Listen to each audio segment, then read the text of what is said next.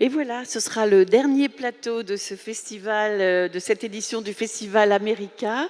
Le Café des Libraires a ouvert vendredi après-midi et va refermer ses portes tout à l'heure. Et nous avons eu des rencontres magnifiques. Et je suis certaine que celle que nous allons vous proposer maintenant va l'être tout autant. Vous allez découvrir des livres formidables. Et j'ai le plaisir d'accueillir encore un nouveau, je veux dire, la librairie 1000 pages de Vincennes cette année, fou, ils sont venus en foule. Et donc là, j'ai le plaisir d'accueillir Patrick Amar, voilà, qui va interviewer nos auteurs présents sur ce plateau. Nous avons donc avec nous Antonio Ortuño, Ia Ghiasi et Emiliano Monge, que je salue parce que j'ai même pas eu le temps de le faire tout à l'heure dans la coulisse. Donc bonjour et bienvenue à vous tous. Et je crois, Patrick, que tu as choisi, on commence par Ia Ghiasi, qui est née à Mampong, je crois que c'est ça, petite ville de Cap Coast. Elle est professeure de littérature. Elle a émigré aux États-Unis à l'âge de 2 ans. Elle est diplômée de l'université de l'Iowa. Et c'est un voyage au Ghana qui a déclenché son désir d'écrire, je crois. Enfin, c'est ce que j'ai lu, d'ailleurs, elle nous le dira elle-même. Qu'est-ce que tu préfères, Patrick? Faire un petit résumé maintenant, avant le début de la lecture? Alors, vas-y, je pense que c'est bien, effectivement. Alors, épopée familiale, généalogie de l'esclavage, éloge funèbre aux disparus, No Home nous fait traverser près de 3 siècles aux côtés des descendants de 2 sœurs, nées chacune dans un village du Ghana au plus fort de la traite des esclaves, dans cette côte de l'or britannique. Un destin tragique pour cette succession de générations, quand la première lignée affrontera une colonisation britannique toute puissante, tandis que l'autre souffrira les affres de l'exil, de l'esclavage et du racisme aux États-Unis. No Home, c'est un livre qui est paru chez Calman Levy en janvier 2017, qui a été traduit par Anne Damour. Et nous allons tout de suite entendre le début qui nous est lu par Valentine Muller. La nuit où naquit Ephia, dans la chaleur moite du pays Fanti, un feu embrasa la forêt, jouxtant la concession de son père. Il progressa rapidement, creusant son chemin pendant des jours. Il se nourrissait d'air, il dormait dans les grottes et se cachait dans les arbres. Il brûla, se propagea, insensible à la désolation qu'il laissait derrière lui, jusqu'à ce qu'il atteigne un village, Ashanti. Là, il disparut, se fondant dans la nuit. Le père d'Ephia, Kobe Ocher, laissa sa femme, Baaba, avec la nouveau-née, pour aller inspecter les dommages causés à ces ignames, ces précieuses racines essentielles à la nourriture des familles. Kobe en avait perdu 7, et chaque perte était pour lui un coup porté au sien. Il comprit alors que le souvenir du feu qui s'était embrasé puis enfui le hanterait, lui et ses enfants, et les enfants de ses enfants, aussi longtemps que durerait sa lignée. À son retour, quand il entra dans la case de Baaba et y trouva Ephia, l'enfant de l'incendie, qui hurlait à plein poumon, il regarda sa femme et dit « Nous ne parlerons plus jamais de ce qui est arrivé aujourd'hui. » Les villageois commencèrent à dire que l'enfant était né du feu, que c'était pourquoi Baaba n'avait pas de lait. Ephia fut nourrie par la deuxième femme de Kobe, qui avait donné naissance à un fils 3 mois plus tôt. Ephia ne voulait pas téter, et quand elle le faisait, ses gencives dures déchiraient les mamelons de la femme, qui finit par avoir peur de la nourrir. Ephia maigrit au point de n'avoir plus que la peau sur ses petits os d'oiseau et un grand trou noir en guise de bouche, d'où sortait un hurlement affamé, audible dans tout le village, même les jours où Baaba faisait de son mieux pour le contenir, pressant la paume rude de sa main gauche sur les lèvres du bébé.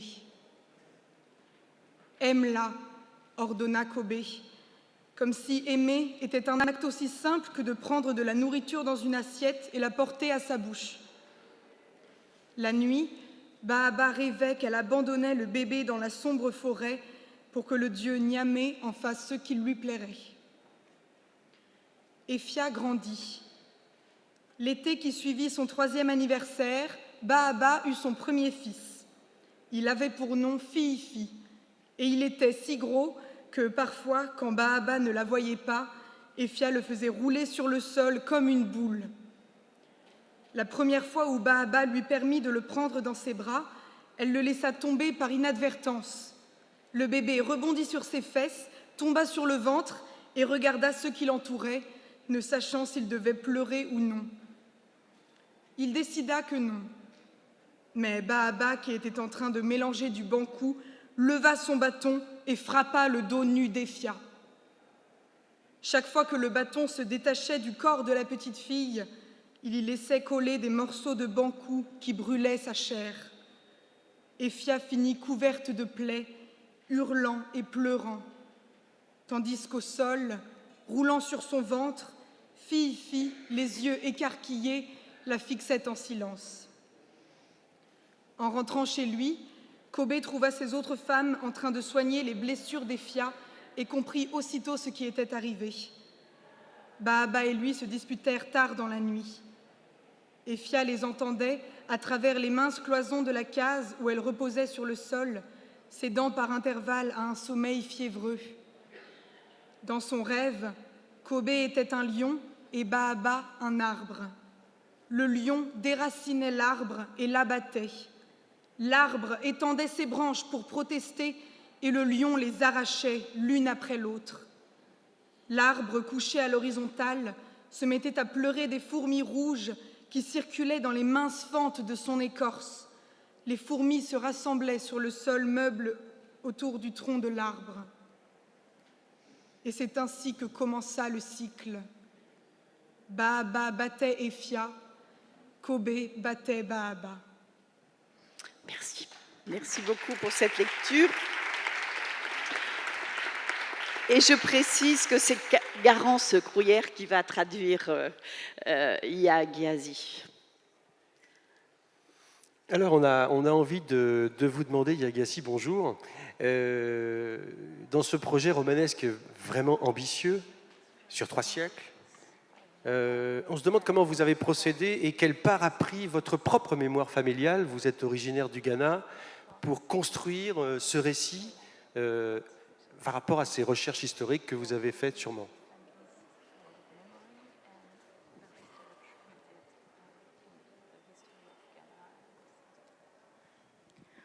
I didn't really do much research into my own family's history in order to write the novel. I felt that if I started to research my family's history, the project would turn into something very different. It would feel more like an anthropological project than a fictional one. Though I will say my mother is Fanti and my father is Ashanti, and those are the 2 ethnic groups that I focus on in the novel. To research the book, I traveled to Ghana in 2009 and took a tour of the Cape Coast Castle, which is the castle that features at the beginning of the book. It's where they kept the slaves before sending them through the Middle Passage. And I just researched chapter by chapter, choosing to focus on a different generation, a different time period, each chapter. En fait, je n'ai pas réellement mené de recherche sur l'histoire de ma propre famille. Et j'ai l'impression que si je l'avais fait, et si j'avais vraiment fait ces recherches dans mon histoire familiale, le projet aurait pris une forme assez différente, peut-être une dimension plus anthropologique que fictionnelle. Après, par contre, on peut noter quand même que mes parents sont pour l'un Fanti, l'autre Ashanti, qui sont donc les 2 groupes ethniques dont on parle dans le livre. Et donc, pour moi, les recherches pour ce livre ont commencé en 2009, quand je suis allée au Ghana et que j'ai visité le château de Cape Coast, et où j'ai donc visité ce château et ses tréfonds et le passage par lequel passaient les esclaves et ils partaient pour leur traversée de l'océan Atlantique. Et donc, j'ai procédé dans mes recherches chapitre par chapitre, puisque chaque chapitre explore une époque et une génération différentes. Alors justement, chaque chapitre du livre porte le nom du descendant suivant, dans une stricte alternance entre les deux lignées de ces deux sœurs originelles, Ephia et Essie. Comme dans une sorte d'album photo, ça permet à la généalogie familiale de se développer, mais quelles ont été vos intentions dans le choix de ce procédé narratif? Pour vous, cet enchaînement des générations, fait d'union et de naissance, et donc d'espoir, représente-t-il comme une forme de résistance à l'enchaînement des malheurs?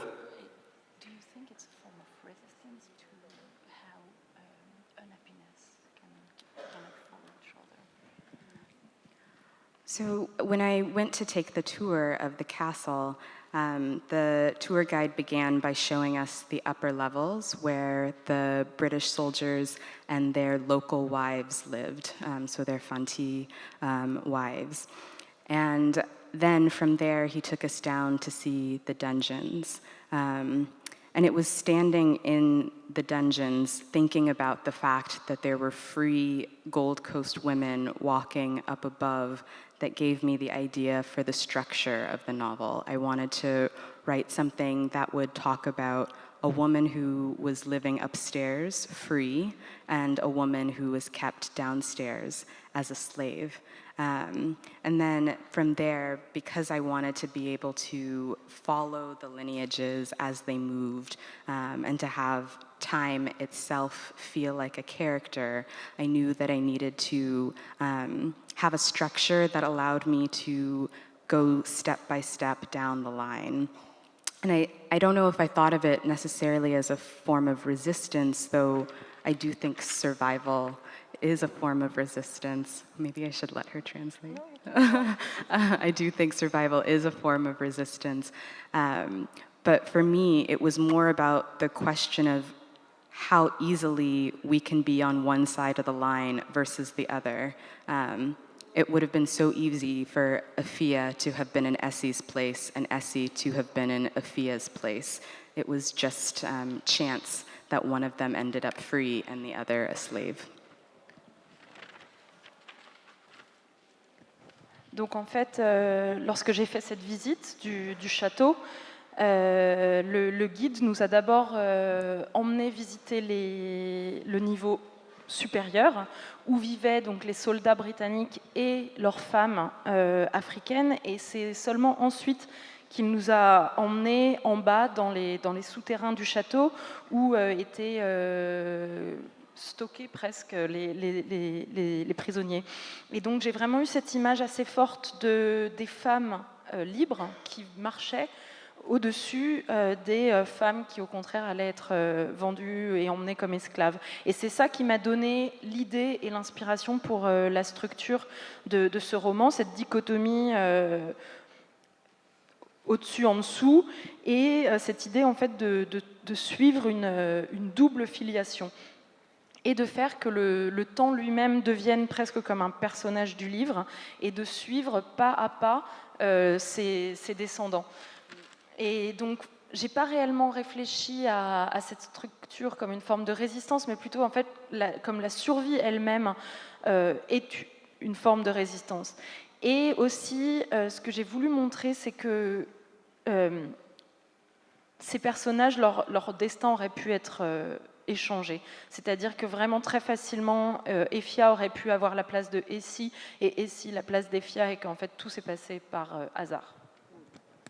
Plus qu'un château, c'est un fort, hein, le fort de Cap. Ouais.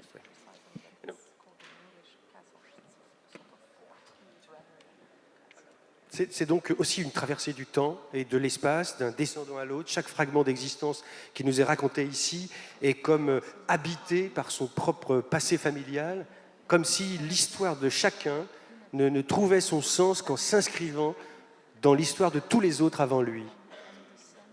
À l'image de ce collier qui va se transmettre d'une génération à l'autre, ou de ce feu qui marquera longtemps le destin de certains protagonistes, selon vous, c'est au romancier de relier le fil d'histoire qui, avec le temps, aurait perdu ce qui les rattachait entre elles? Oui, je demande si c'est au romancier de relier le fil d'histoire qui, avec le temps, aurait perdu ce qui rattachait ces histoires entre elles.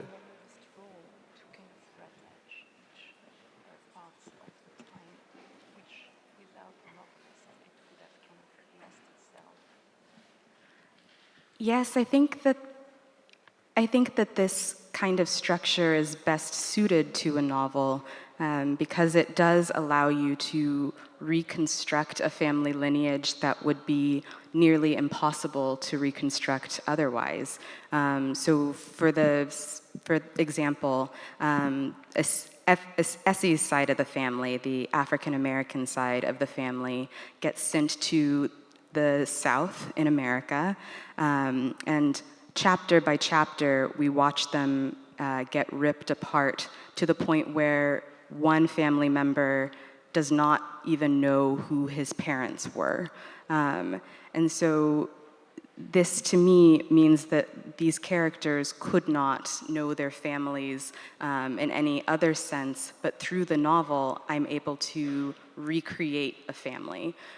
So H, a character who was born right before the Civil War, never knows his parents, can never know his parents. Through the book, we, the reader, get to know who his family is. So in a way, it's an opportunity to restore a family to a group of people who have had their families ripped apart. Oui, c'est très intéressant parce qu'en fait, la structure même du roman et l'objet même du roman est de reconstruire un lien qui, dans la réalité ou dans un autre cas, ça serait impossible de réunir ensemble ces histoires. Par exemple, pour donc, la filiation de Essie, donc ces Africains qui sont emmenés aux États-Unis et qui deviennent donc des African Americans, en fait, leur famille est complètement déchirée. Et par exemple, il y a donc ce personnage qui ne sait même pas qui sont ses propres parents. Et donc, en fait, dans la réalité, ces personnes n'auraient aucun moyen de connaître d'où ils viennent et qui est leur filiation. Et donc, l'objet du roman, c'est un peu de recréer ces liens familiaux. Et ça permet aussi aux lecteurs de connaître ces liens, et c'est une façon de restaurer ce qui a été par ailleurs déchiré et perdu. Je pense que... Est-ce qu'on continue encore? Tu avais encore une question sur ce livre? Parce que c'est effectivement 250 ans à peu près d'histoire retracée dans le livre. Cette génération, des personnages extrêmement attachants. Ce qu'il faut savoir, c'est que effectivement, ça paraît comme ça, brassé large. Mais non, on est au cœur de l'intime de chacun des personnages. Et je crois que c'est ça qui rend le livre aussi attachant. Je crois que c'est John Irving qui a dit que ces personnages vous briseront le cœur. Mais c'est vrai que c'est un livre assez extraordinaire. Voilà. On va passer maintenant au livre suivant. Donc, Patrick, alors, je crois que tu as choisi de parler de celui d'Emiliano Monge, qui est né à Mexico, ancien éditeur et journaliste. Il fait partie des Bogota 39, les 39 meilleurs auteurs d'Amérique du Sud de moins de 40 ans désignés par le Hay Festival. Les Terres dévastées ont été récompensées en 2016 par l'un des plus importants prix littéraires sud-américains. Le livre, le prix Elena Poniatowska. Et ce livre a été traduit par Juliette Barbara. Il est paru chez Philippe Ray en août 2017. Et c'est Claudine Rimati qui va traduire Emiliano Monge. Et voilà, on essaye de raconter un tout petit peu l'histoire. Un voyage au bout des enfers pour ces migrants centra-américains trahis par leurs passeurs pour être livrés à la cruauté implacable d'un couple de trafiquants. Epitafio et Estella, les amants tragiques, prennent chacun la tête d'un convoi de migrants à livrer aux plus offrants, tandis que les passeurs referont le parcours de leur trahison. Sur ces 3 chemins, au cœur d'une nature sauvage, archaïque, où la déshumanisation a pris racine, il n'y aura aucune rédemption pour personne, tant les corps, les âmes et les terres sont dévastés. Alors on écoute tout de suite le début du livre. Je vois que vous êtes mis à 2. Donc Juliette Barbara et François Charon, c'est ça? Non, je me trompe. Non, non, Juliette Barbara, c'est la traductrice. Qu'est-ce que je raconte? François Charon et vous étiez avec nous tout de suite. Je sais Valentine. Et Valentine, voilà, allez-y. Parfois, cela se passe en plein jour, mais là, c'est la nuit. Au milieu d'un terrain découvert que les habitants des villages alentours appellent Ojo de Hierba, œil d'herbe, une clairière cernée d'arbres trapus, de lianes primitives et de racines qui affleurent comme des artères, on entend soudain un sifflement, le crissement d'un moteur à essence qu'on allume. Puis 4 énormes projecteurs déchirent la pénombre. Effrayés, ceux qui viennent de très loin s'arrêtent, se tassent et tentent de s'observer l'un l'autre. Les puissants projecteurs, cependant, les aveuglent. Alors, ils se rapprochent, les femmes des enfants et les enfants des hommes.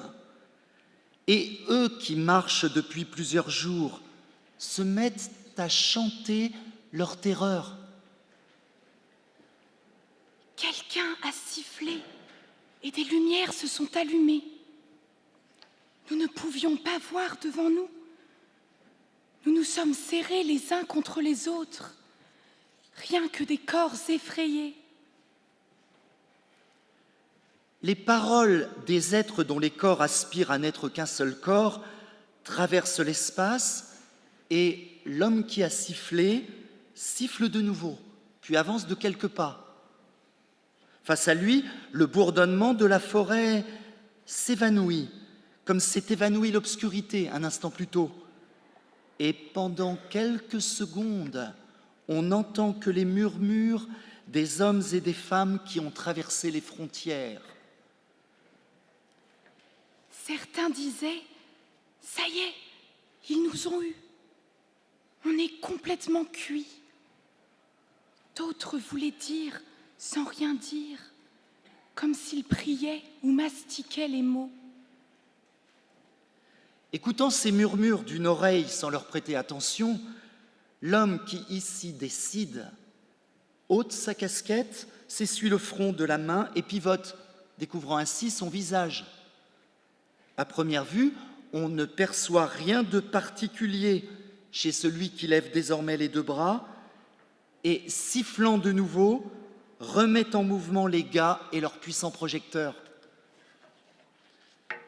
Après avoir avancé de quelques mètres, les 4 hommes chargés des puissants projecteurs entendent leur chef siffler de nouveau et interrompent leur progression parmi les hautes herbes. Bâillant d'aise, celui qui ici décide tourne la tête, porte son regard vers une vieille camionnette et sourit à la femme qui somnole à l'intérieur.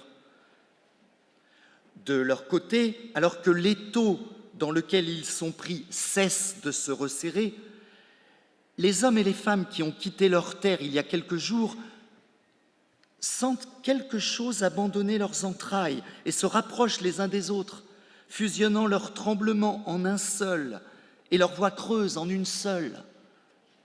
La surprise se dissipe et la terreur se fait lourde de questions.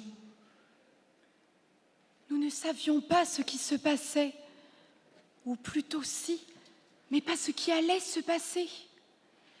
Ils ont commencé. Qui voit quelque chose, vous qui êtes de l'autre côté? Qui?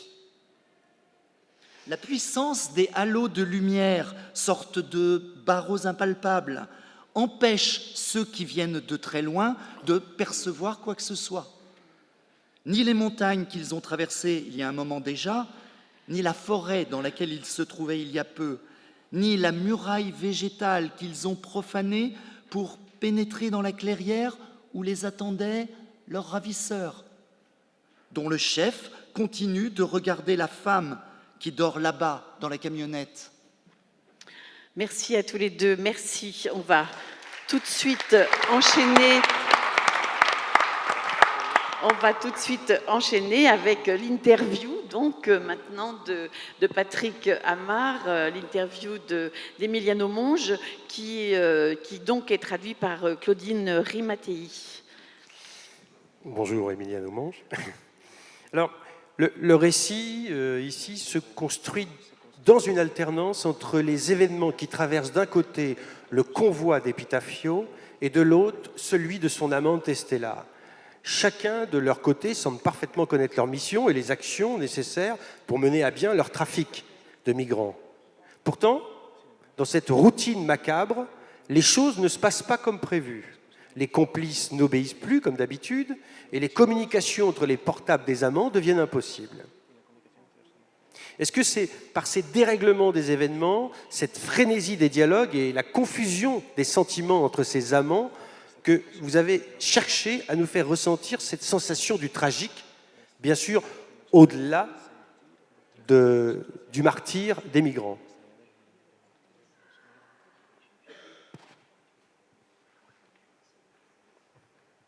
Excusez-moi, c'est un peu comme si on était pris dans ce piège inéluctable qui se referme sur les migrants comme sur les amants. On est pris au piège. Le lecteur, je veux dire.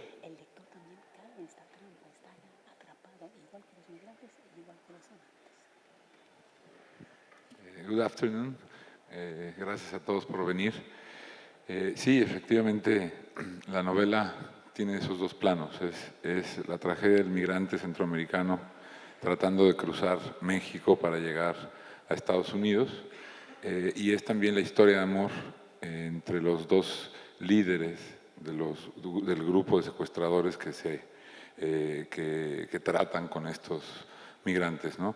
Me interesa mucho lo que dices porque es real que tanto el migrante como el secuestrador emanan de una realidad que es en un 99% la misma, ¿no? Es decir,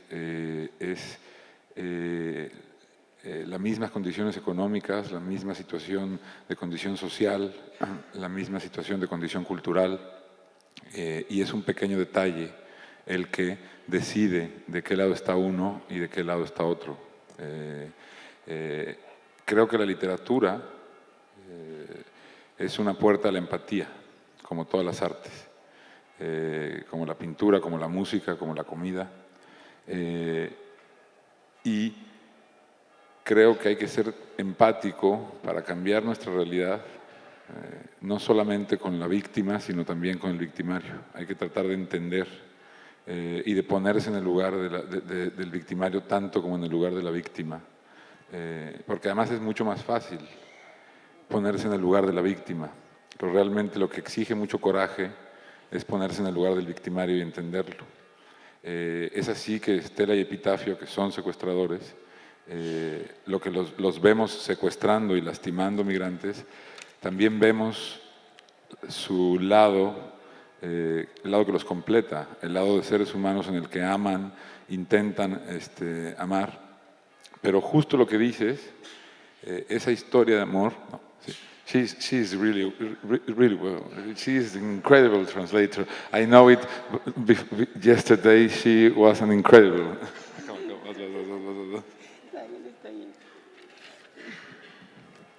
Oui, effectivement, vous avez tout à fait raison. Ce roman a été construit sur deux plans. D'un côté, bon, il retrace bien entendu le tracé des migrants centra-américains qui doivent traverser tout le Mexique pour essayer d'entrer aux États-Unis. Et d'un côté, nous avons effectivement les migrants et de l'autre côté, les leaders des trafiquants. Il est intéressant ici de voir que tant les migrants que les trafiquants, en fait, à 99%, viennent des mêmes conditions économiques, des mêmes conditions sociales, du même environnement extrêmement pauvre. Et il suffit d'un petit détail pour vous faire basculer du côté des bourreaux, du côté des victimes. Et je crois que quelque chose de très important, c'est que la littérature doit être une porte d'empathie, comme tous les autres arts d'ailleurs, de la musique, de la peinture, de la gastronomie.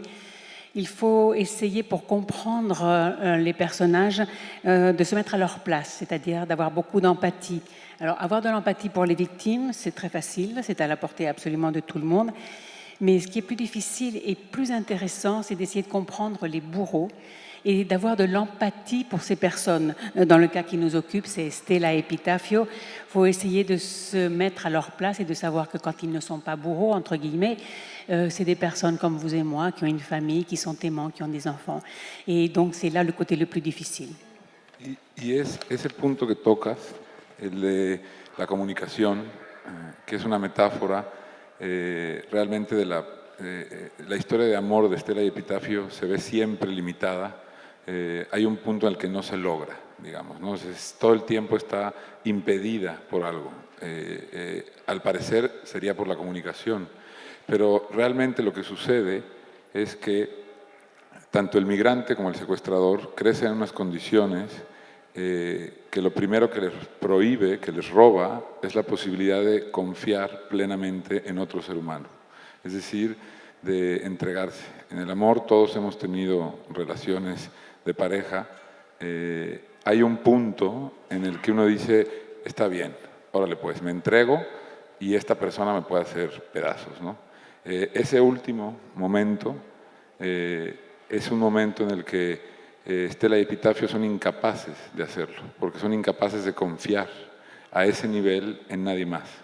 Y ahí también se unen el migrante y el secuestrador, digamos, ¿no? Esa imposibilidad de entregarle tu vida a alguien más, porque sabes y has vivido siempre ante el peligro de la destrucción.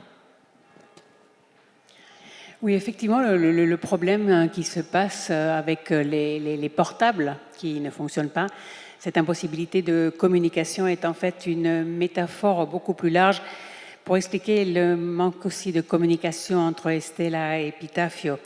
En fait, tant les migrants que les trafiquants ont grandi dans un environnement où il leur est absolument interdit d'avoir confiance en qui que ce soit. Ils peuvent faire confiance à personne parce qu'ils savent que s'ils font confiance à quelqu'un, ils sont détruits par lui. Et donc, je crois que c'est exactement ce qui arrive à mes deux héros, à Stella et Epitafio. Ils savent qu'ils ne pourront jamais faire confiance à quelqu'un d'autre. Ils sentent qu'ils pourront faire confiance qu'à eux deux. Et malheureusement, ce n'est pas comme ça que ça se développe. Alors, reparlons peut-être des migrants, parce qu'ils ont une voix un peu particulière, comme on l'a un peu entendu dans le texte tout à l'heure. Ils sont battus, ils sont violés, ils sont vendus, ils sont assassinés par leurs tortionnaires. En perdant leur liberté, ils perdent en même temps leur volonté, leur identité, jusqu'à leur humanité. Ceux qui n'ont plus de nom, comme vous les appelez, ont aussi perdu l'usage de la parole, qui leur a été interdite. Et je me demandais si, en constituant ce chœur de migrants qui nous livrent au fil du texte leurs longues plaintes, comme autant de témoignages de leurs épreuves, vous vouliez réparer le silence qui a été imposé à ces migrants anonymes. Je sais que pour écrire ce chœur de migrants, vous avez lu les témoignages d'Amnesty International sur ces migrants du Centre-Amérique qui ont traversé ces épreuves. Et vous dites que vous les avez associés à une lecture de Dante, de la Divine Comédie, et c'est aussi une influence littéraire dans ce texte qui est très forte, parce que forcément, dans cette nature sauvage, archaïque, dans ce chemin presque initiatique, peut-être de rédemption qui n'en sera pas une, on a quelque chose peut-être de cette Divine Comédie, de ces enfers, de ces cercles d'enfer que chacun des protagonistes traverse.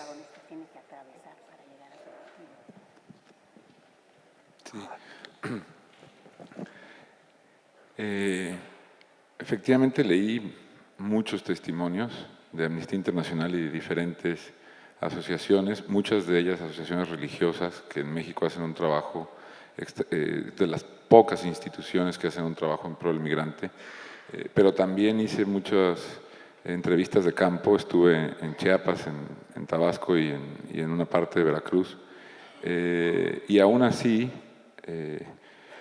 lo que se puede ver en los testimonios, tanto los que leí como los que recabé con las entrevistas que hice, es una parte de la tragedia del migrante, ¿no? Es decir, yo como entrevistador o ellos como institución no dejamos de ser el otro, ¿no? El dominante finalmente, ¿no?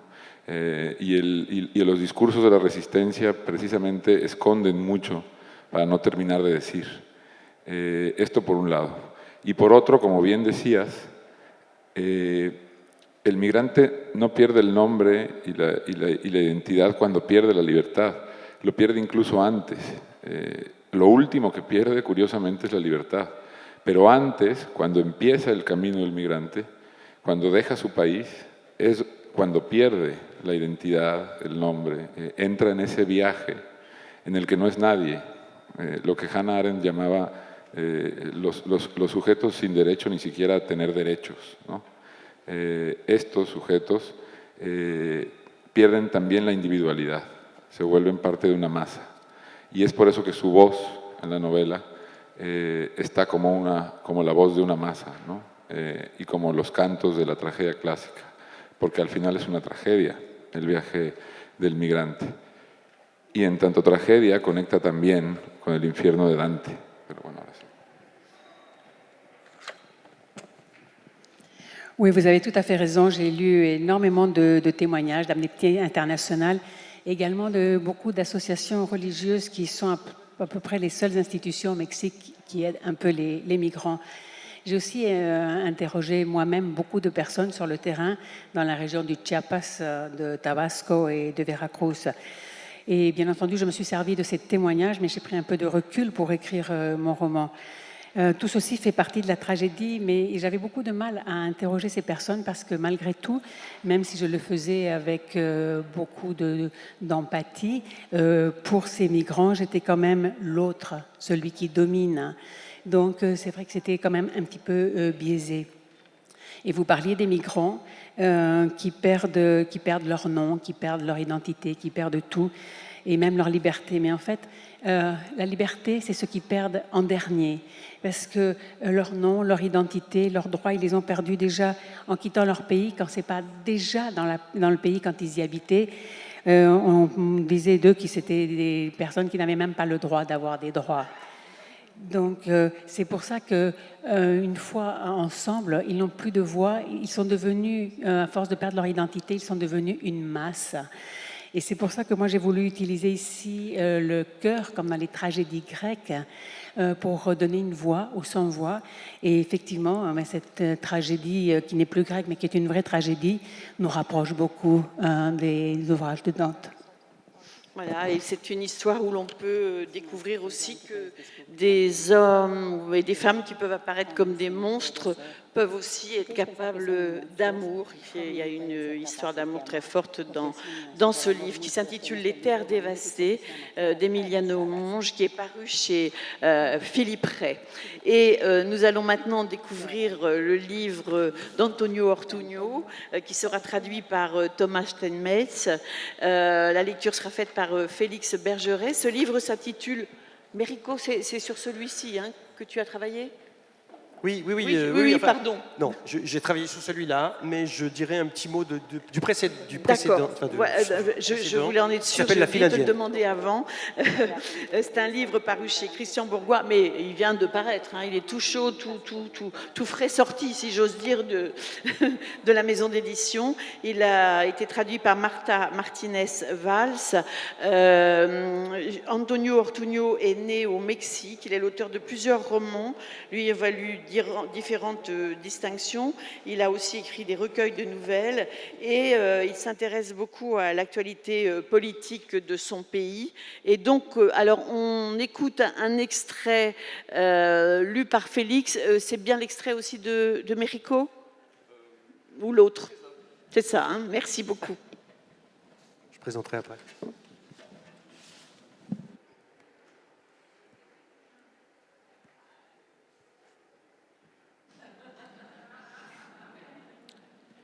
À la seconde détonation, il sut qu'il était mort. Pas directement d'une balle, ce qui était physiquement impossible, puisqu'il s'était dissimulé comme un chat sous le lit de la chambre du fond, mais à l'évidence parce qu'il était encore en vie. Mariachito allait le massacrer. Et dans le cas contraire, celui qui s'en occuperait serait Concho, son larbin à la sale gueule. Ingratitude, plutôt que de s'inquiéter du sort de Catalina, il décida de s'enfuir.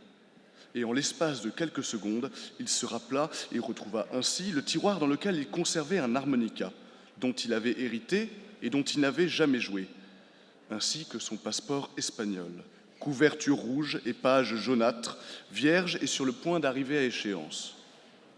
Parce que le plus urgent était de disparaître aux confins de la terre. Puis, il en vint même à décider depuis quelle cabine téléphonique il appellerait son conseiller financier. Il fallait le prévenir de son voyage pour éviter de se faire bloquer son compte bancaire si on le soupçonnait d'avoir pris la fuite. Il s'en était inquiété dès le début. L'argent du compte, il était important de le dire, était à son nom parce que Catalina le dissimulait aux yeux de Mariachito, ou peut-être parce que cette quantité amassée, sans doute excessive, constituait pour elle une sorte de salaire, ou plutôt, pour parler comme un avocat, la compensation qu'elle percevait pour coucher avec ce type, et dont une sorte de scrupule l'avait obligée à se délester, en cachant l'argent sous l'identité de quelqu'un d'autre. Comment savoir? Catalina aimait se moquer de son amant, mais elle ne disait jamais rien de plus que ce qui était indispensable sur la nature de leur relation.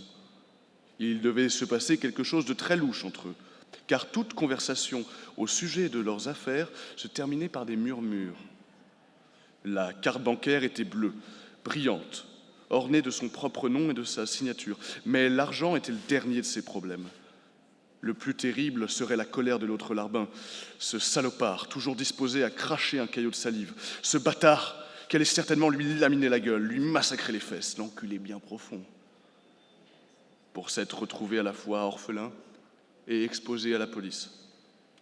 Car lorsque les flics découvriraient le corps et fouilleraient dans les dossiers du magasin, Concho devrait se tirer en vitesse. À moins, bien sûr, qu'il ne trempe aussi dans le business du boycott des trains ou qu'il ne soit complètement incapable d'élucider l'affaire, ce qui n'était pas exclu. Merci beaucoup. Merci.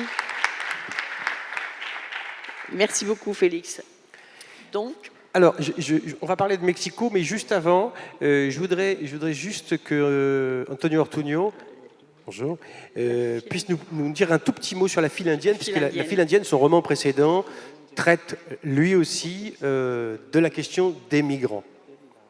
Alors, justement, ce roman, à la manière d'un roman policier, hein, une enquête qui se déroule d'une inspectrice de la CONAMI, la Commission nationale de migration, autour d'un incendie d'un foyer de migrants. À travers cette histoire, vous mettez en scène, je dirais, la dislocation de tous les corps de la société mexicaine. Le corps d'État, police, armée, institutions, le corps familial, avec ce couple qui est complètement défait, à l'image d'ailleurs de ces corps de migrants démembrés, puisqu'on les enterre, et en les enterrant, on leur coupe régulièrement ou un bras, une jambe ou la tête. Pour vous, ce chaos mexicain, c'est quand plus rien ne tient ensemble?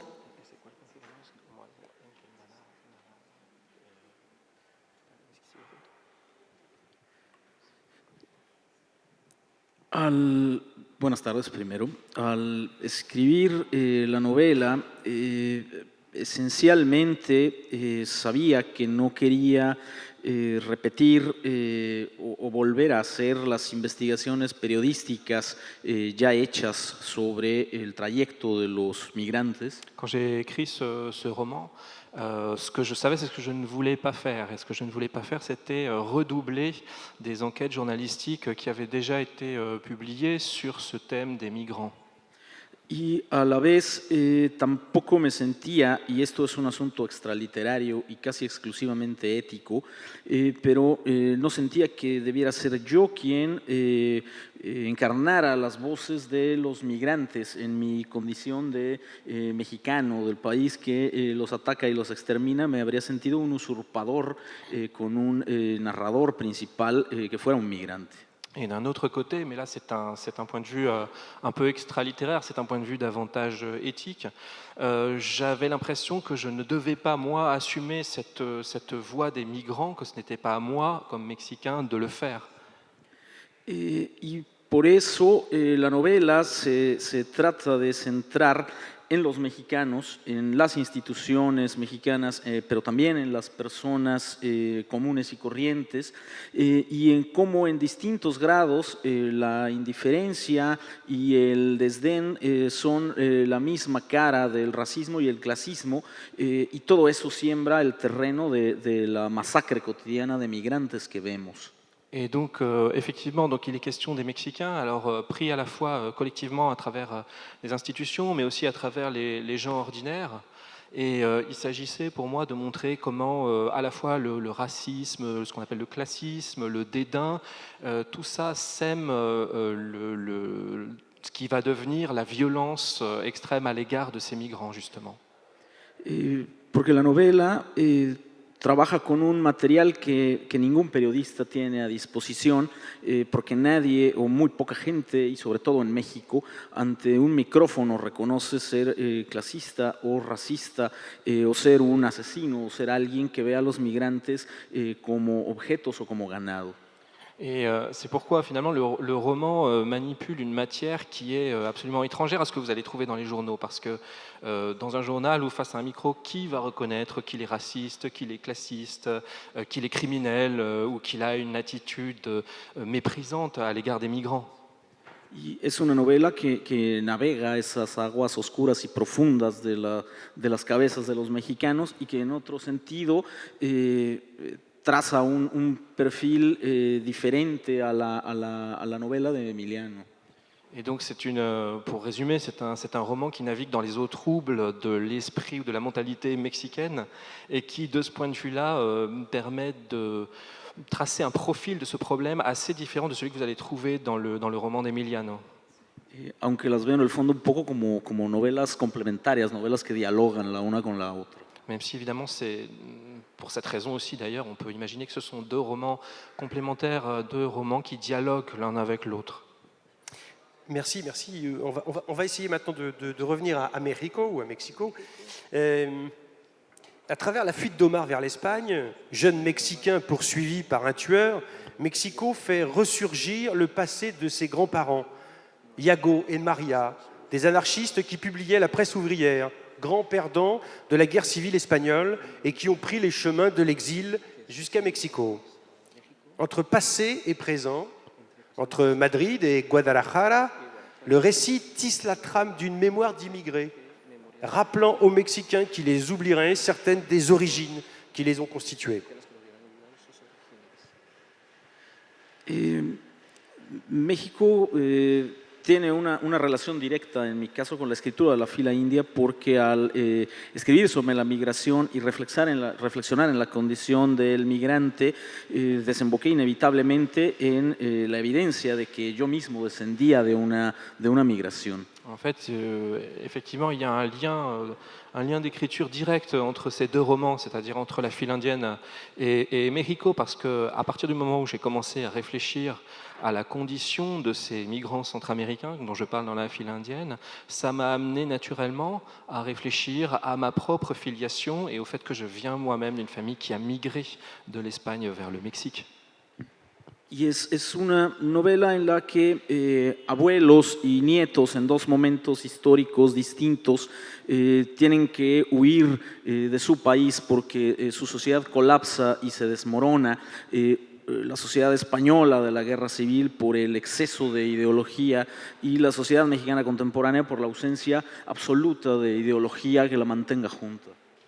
Et on se retrouve dans ce roman avec deux situations symétriques, c'est-à-dire que vous avez les petits-enfants, enfin le petit-fils et les grands-parents qui chacun se retrouvent à devoir fuir leur pays. Le petit-fils fuit le Mexique, les grands-parents fuient l'Espagne, dans un cas, deux pays qui sont en train de s'effondrer.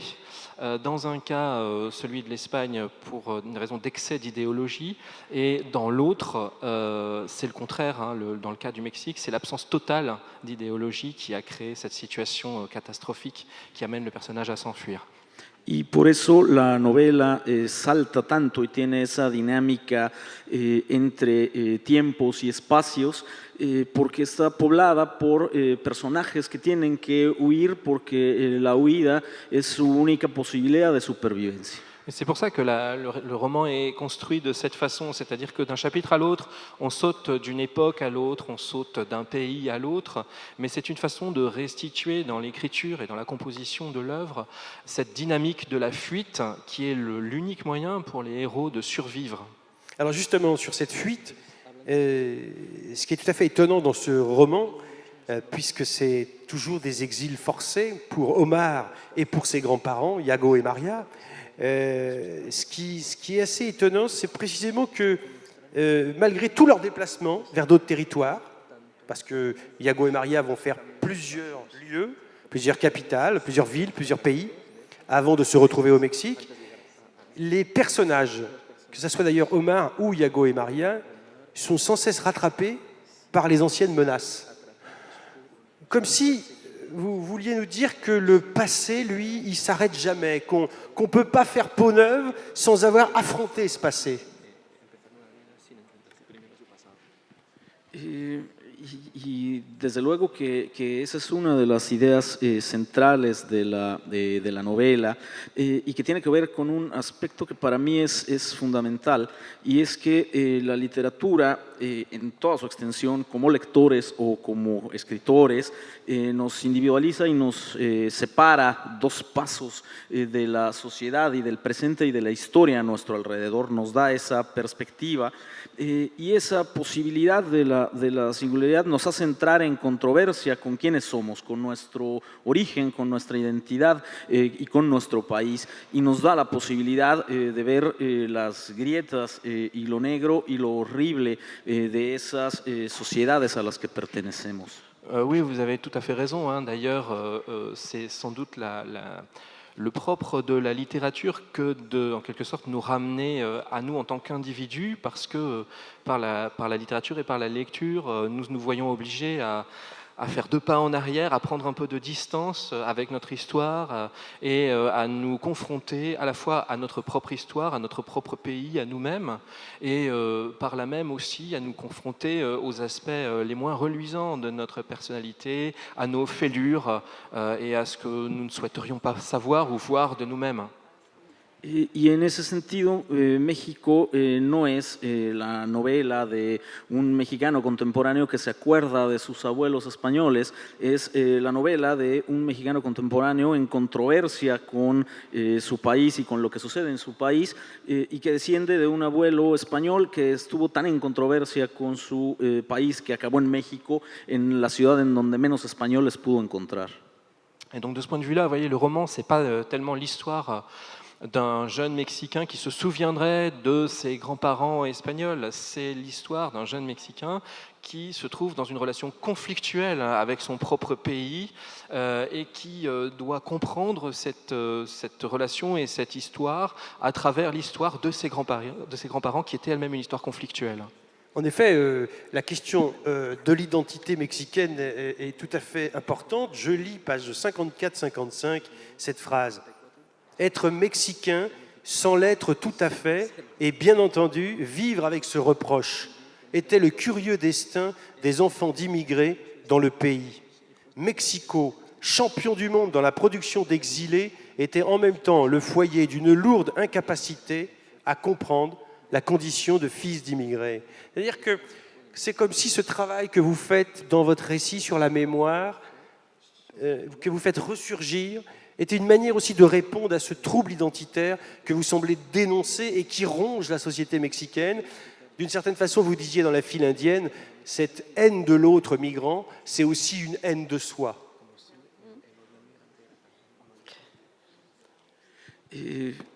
Es muy claro que toda la violencia mexicana tiene que ver con una vida que está repleta de humillación y en la que el poderoso humilla al que le sigue y esta a su vez humilla a quien está abajo de él. Y es una cadena sin fin de humillaciones históricas, économiques, politiques et ethniques. Mais il est bien certain que l'identité mexicaine a tout à voir avec une infinité d'humiliations qui se situent à différents niveaux, qui sont personnels d'abord, hein, d'individu à individu, qui sont aussi d'ordre collectif, hein, de l'institution à l'individu, mais effectivement, c'est une identité qui est forgée par la multiplicité des humiliations. Y un país en donde la venganza hace mucho tiempo que se volvió un animal ciego y sordo que sencillamente se ejecuta. En México las víctimas y los asesinos son en su mayoría anónimos, nunca se conocen entre ellas y un asesino específico no trata de matar en general a una persona específica. Alguien que se ha vuelto un criminal mata a cualquier persona y esto es consecuencia de esa humillación, de esa vida llena de rencor como ha sido la de México durante tanto tiempo. Et au Mexique, ça fait bien longtemps que la vengeance est devenue une espèce de bête aveugle et indifférente, dans laquelle les criminels ne savent pas nécessairement qui ils vont tuer. Donc il y a quelque chose de très aveugle dans ce déchaînement de violence. Et il me semble que cette caractéristique est directement liée à ces humiliations. Voilà, on est obligé de s'arrêter là. Pardon, parce que je vois qu'on me fait des signes. Il faut qu'on déménage complètement toute cette salle dans un instant, je crois. Les équipes de régie attendent cela. Mais je voudrais vraiment, je pense que là, vraiment, ça nous a donné envie, vraiment très envie de lire ce livre qui vient tout juste de paraître, México, Antonio Ortuño, paru chez Christian Bourgois, et je rappelle traduit par Marta Martinez-Valls, car les traducteurs sont évidemment très importants. Le livre d'Emiliano Monge, Les terres dévastées, paru chez Philippe Ray, qui a été traduit par Juliette Barbara et qui est par... Oui, ça y est, je l'ai déjà dit, je vais me répéter. Et puis le tout premier dont nous avons parlé tout à l'heure, No Home, de Iya Ghiazi, paru chez Kalman Levy, qui a été traduit de l'anglais par Anne Damour. Et puis tiens, je vous laisse une petite phrase, un petit proverbe à méditer, je sais pas, ce soir, demain, quand vous voudrez, quand vous pensez à la famille. Et c'est Iya qui l'a mis au début de son livre. C'est un proverbe Akan, je ne sais pas comment on prononce. La famille est comme la forêt. Si tu es dehors, elle est dense. Si tu es dedans, tu vois que chaque arbre a sa place. Ah.